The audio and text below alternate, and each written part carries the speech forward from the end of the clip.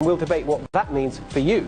But next, we expose how big business is swimming in the deep end of the DC swamp, manipulating an immigration system to help the rich get richer and harm American workers. That's after the break. It's phase one of President Trump's promise to build the wall over the next month. US customs officials will test 8 prototypes for a barrier along the southern border.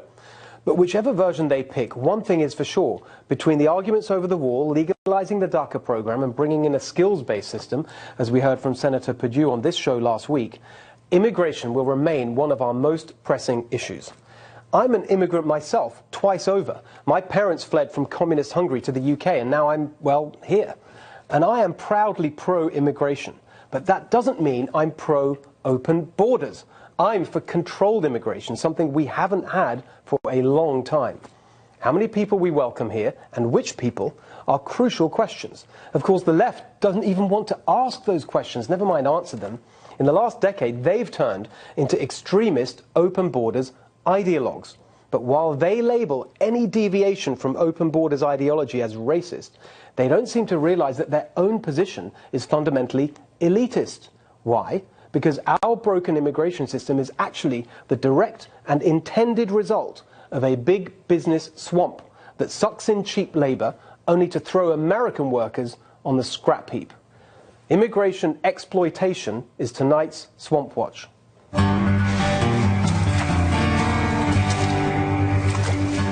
Disney CEO Bob Iger, who's rumored to be running for president in 2020 along with pretty much everyone else, is really a very caring, principled, progressive kind of guy.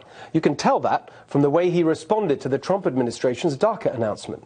Quote, "Dreamers impacted by this cruel and misguided decision make significant contributions to our economy and our country, and I urge Congress to take immediate bipartisan action to pass legislation that will protect these innocent people."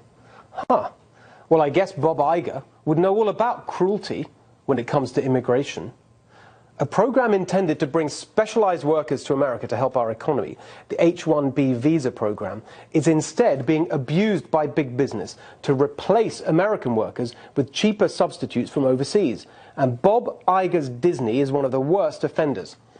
In 2015, Disney laid off 250 employees and transferred their jobs to immigrants brought in from India by HCL, an outsourcing company. To add insult to injury, some of the fired Disney workers were required to train their replacements. As one of them put it, "I just couldn't believe they could fly people in to sit at our desks and take over our jobs." Exactly. It was so humiliating to train somebody else to take over your job. I still can't grasp it. Quite. You might even call it cruel and misguided. Don't you think, Bob Iger? But it also undermines the whole argument for H-1B visas. They're supposed to be for workers that are so exceptional you can't even find them in America. If that's really true, why are these imported workers being trained by the Americans they're replacing? It's not just Disney, of course. The same swampy abuse is going on at many other US companies.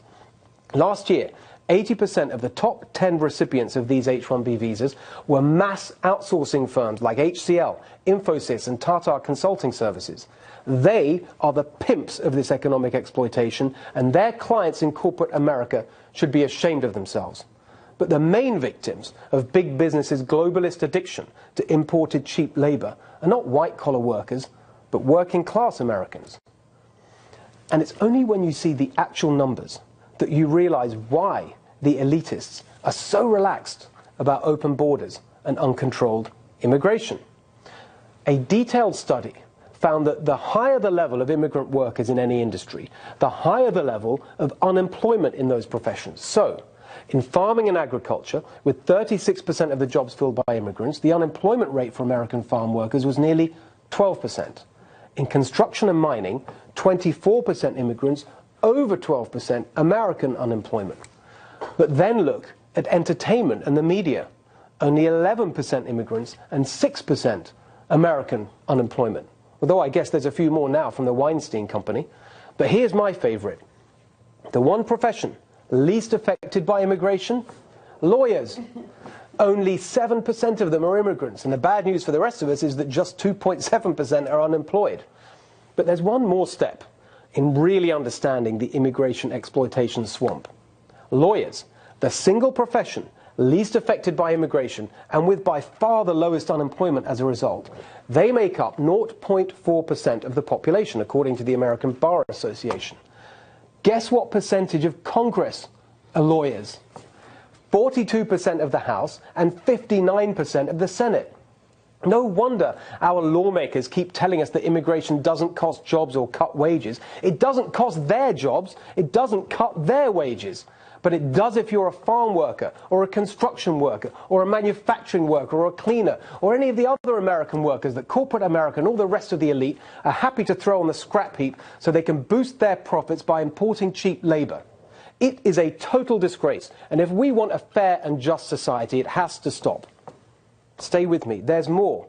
What about the elitist argument that there's a labour shortage, unemployment's at record lows, we're at full employment, they say. We have to import workers to keep the economy going.